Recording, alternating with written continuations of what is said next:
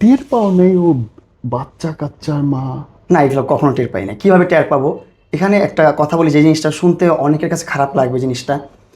একটা মা একটা ছেলের সাথে শোয়ার জন্য নিজের সন্তানকে সেই ছেলের বোন বানায় দেয়। তার মেয়েগুলো আমার বোন, তার মেয়ে আমাকে ভাইয়া বলে ডাকে আর আমি তাকে বোন বলে ডাকি। নো। ট্রু। আমি আপনাকে প্রুফ দেখাই, মোবাইলটা দাও একটু, ছোট্ট করে একটু প্রুফ দেখাই আপনাদেরকে।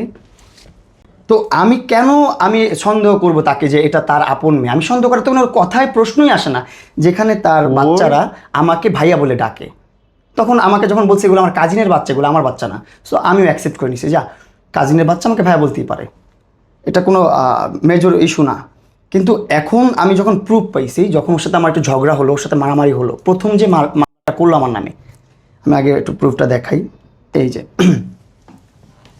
এই যে ওর বড় মেয়ে, হ্যাঁ, কংগ্রেচুলেশনস ভাইয়া। হ্যাঁ, thank you, you are most welcome, Oh my God. Always message, last মেসেজটা কি দেখে তুমি? এই মেসেজটা আমি দেখাই, এটা হচ্ছে কবে?